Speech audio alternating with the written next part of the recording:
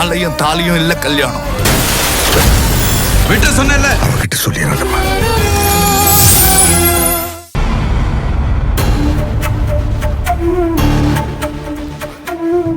அந்த பொண்ணு திடீர்னு இப்படி நடந்துக்கிறாங்க, அதுவும் உங்ககிட்டயே இவ்வளவு கோவமா எடுத்தறிஞ்சு பேசுறாங்க. செஞ்சதை சொல்லி காட்டக்கூடாதுதான், ஆனா புரியாதவங்களுக்கு சொல்லிதானே ஆகணும். ஆபரேஷனுக்கு 5 லட்சம் பணம் கொடுத்ததும் இல்லாம ஹாஸ்பிட்டல்ல கூடவே இருந்து பாத்துக்கிறீங்க. அப்படிப்பட்ட உங்க மேலேயே கோவப்படுறாங்க. அதை பார்க்க எனக்கு கஷ்டமா இருக்கு. அடுத்தவங்களுக்கு உதவ போய் நாம ஏன் கெட்ட பேர் வாங்கணும்? பேசாம அவங்க விருப்பப்படியே ஐயாவை ஊருக்கு கூட்டிட்டு போக சொல்லுங்க. இல்லங்க, அவ உண்மையான கோவத்துல பேசியிருந்தா நீங்க சொல்றது சரி. சின்ன பொண்ணு புரியாம பயத்துல பேசுறா. அதையெல்லாம் நம்ம பெருசா எடுத்துக்க கூடாது. அதுக்குன்னு இப்படியா பேசுவாங்க? ஒரு விஷயத்துல என்னைக்குமே ஒரு பிரச்சனைக்கான தீர்வை நம்ம இடத்துல இருந்து பார்க்க கூடாதுங்க. பாதிக்கப்பட்டவங்க இடத்துல இருந்து, அவங்க மனநிலைமையில இருந்து நம்ம யோசிக்கணும். அப்பா அம்மா இல்லாத அந்த பொண்ணுக்கு மொத்த உலகமும் அவங்க தாத்தா தான். அப்படிப்பட்ட மனுஷன் இப்படி சுயநினைவு இல்லாம இருக்கிறத பார்த்தா அந்த பொண்ணோட மனநிலைமை பாதிக்கப்படதானே செய்யும். பக்குவப்பட்டவங்களே பயப்படுவாங்க. அவ சின்ன பொண்ணு தானே, யதார்த்தம் புரிய கொஞ்சம் டைம் எடுக்கும். அது வரைக்கும் நாம தான் கொஞ்சம் விட்டு கொடுத்து போகணும். நீங்க சொல்றத நான் ஏத்துக்கிறேன். ஆனா அந்த பொண்ணோட கோபத்துக்கு அது மட்டும் காரணம் இருக்கிற மாதிரி எனக்கு தோணல. வேற ஏதோ காரணம் இருக்கு. இல்லனா இந்த அளவுக்கு அவங்க கோவப்பட மாட்டாங்க. அவ்வளவு தூரம் யோசிக்காதல ஒன்னும் இல்லைங்க. இப்போ அந்த விசாரணையும் நமக்கு அவசியம் இல்லை. ஐயா சரியாயிட்டாலே எல்லாமே சரியாயிடும். சரி, நாம இப்ப கிளையண்ட பார்க்க போலாமா? உங்களுக்கு இருக்கிற பக்குவம் கூட எனக்கு வரலன்னு நினைக்கிறேன். அதான் இந்த மாதிரி சிந்தனை எல்லாம் வருது. சரி வாங்க போலாம்.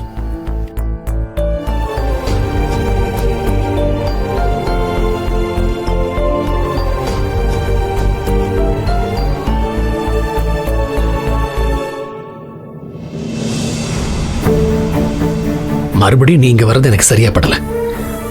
வீட்டுல இருன்னு சொன்னா கேட்க மாட்டேங்கிற. ஏன் இப்படி பண்ற? எனக்கு தாத்தாவை பார்க்கணும். சரி பாப்போலாம். இல்ல, நான் மட்டும் தனியா பார்க்கணும். சரி, உள்ளதானே வரக்கூடாது, வெளியாவது உட்காந்துக்கலாமா? பா.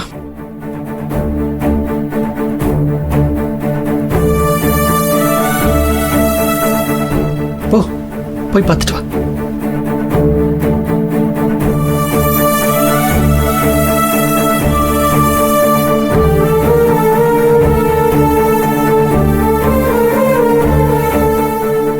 என்ன ஆச்சு இவளுக்கு? நடந்துக்கிற விதம் ரொம்ப புதுசா இருக்கு.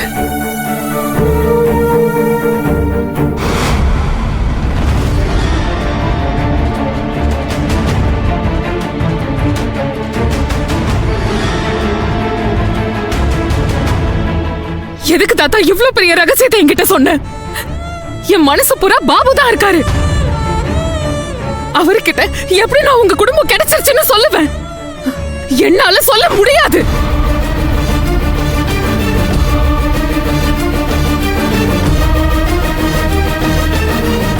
என்ன பொறுத்த வரைக்கும் அவருக்கு அப்படி ஒரு குடும்பம் இருக்கவே இல்ல. அப்படி ஒண்ணு இருந்தா அது நான் மட்டும்தான். அவர் சிவராம இல்ல. என்னைக்குமே என்னைக்குமே ஏன் பாபுதான்.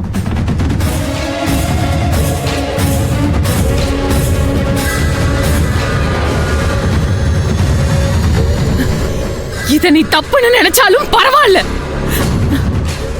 என்ன பொறுத்த வரைக்கும் இது தப்பே இல்ல. எனக்கு விவரம் தெரிஞ்சதுல இருந்தே நான் ஆசைப்பட்டது, வாழணும்னு நினைச்சது, இது எல்லாமே அவர் கூட தான். அவரு யாருமே இல்லாத அனாதையா தான் நம்ம கிட்ட வந்தாரு. அவரை நான் சொந்தமாக்கிக்கணும்னு நினைச்சதுல என்ன தப்பு இருக்கு? அவருக்கு இப்படி ஒரு குடும்பம் இருக்கும்னு எனக்கு தெரியாது. என் மனச முழுசா நான் அவருக்கு கொடுத்துட்டேன். இனிமேல் அவரை யாருக்காகவும் நான் விட்டு கொடுக்க மாட்டேன். இதுக்காக நான் யார வேணாலும் பகச்சுப்பேன்.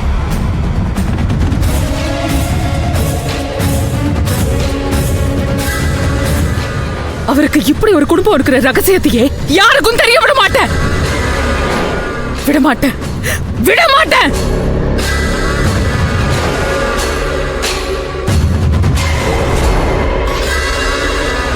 அந்த ரகசியம் என்னோட செத்து போச்சு.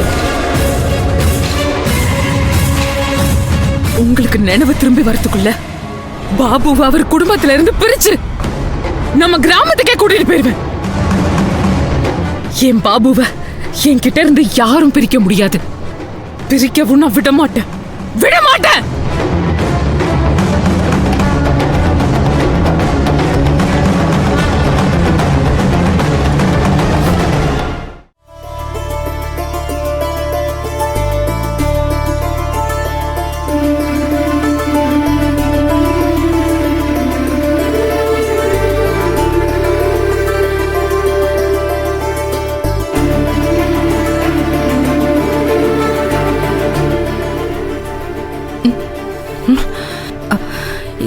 என்னங்க அதுக்குள்ள வீடு வந்துருச்சா? வீடு வரல, பசி வந்துருச்சு. ஐயோ, நான் பாட்டுக்கு தூங்கிட்டேன். நீங்க சாப்பிடணும்னா சாப்பிட்டுருக்கலாம்ல. எங்க பசி என்ன எனக்கு மட்டும் தெரிஞ்சவங்களா என்ன மட்டும் தேடி வர? ஆமா, நீங்க இப்போ ஒரு தூக்கம் போட்டீங்களே, அதுனா உண்ட மயக்கமா? பசி மயக்கம் தானே? நீங்களும் சாப்பிடல, நல்ல பசியில இருப்பீங்கன்னு தெரியும். அதனால தாங்க உங்களுக்கும் சேர்த்து பார்சல் வாங்கிட்டேன். இந்தாங்க, சாப்பிடுங்க. எனக்கு பசிக்குதுன்னு உங்களுக்கு எப்படி தெரியும்? அதான் முகத்தை பார்த்தாலே தெரியுது. எல்லாமே ஒரு உணர்வு தானே. இத்தனை நாள் பழகி இருக்கோம், இது கூட தெரிஞ்சுக்கலன்னா எப்படிங்க? இந்தாங்க, சாப்பிடுங்க.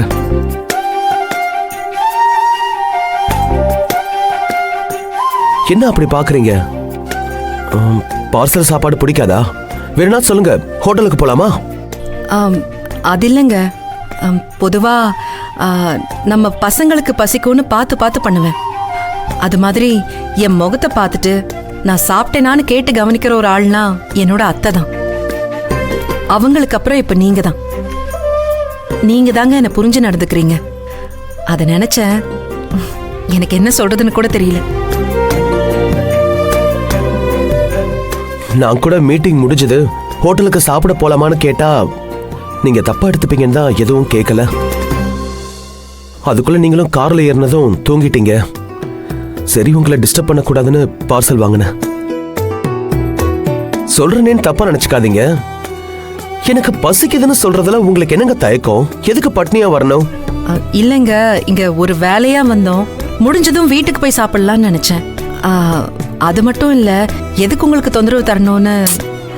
இதெல்லாம் தொந்தரவா? அப்ப நம்ம பழகிறதுக்கு என்னங்க மரியாதை இருக்கு? இவ்வளவுதான் நீங்க என்ன புரிஞ்சுக்கிட்டீங்களா? ஐயோ, அந்த அளவுக்குலாம் நீங்க பெருசா எடுத்துக்காதீங்க.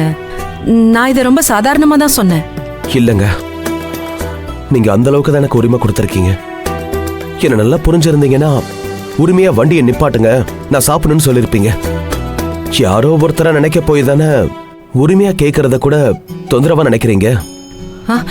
நீங்க என்ன பேசுறீங்க? எனக்கு நீங்க பண்ணாத உதவியா? நான் எப்பவுமே உங்களுக்கு தொந்தரவா தானே இருந்திருக்கேன். நீங்க என்னதான் சொன்னாலும் எனக்கு அப்படிதான் தோணுது. சரிங்க, ஏதோ ஒரு நினைப்புல மறந்துட்டேன், மன்னிச்சிருங்க. இப்ப எனக்கு ரொம்ப பசிக்குது.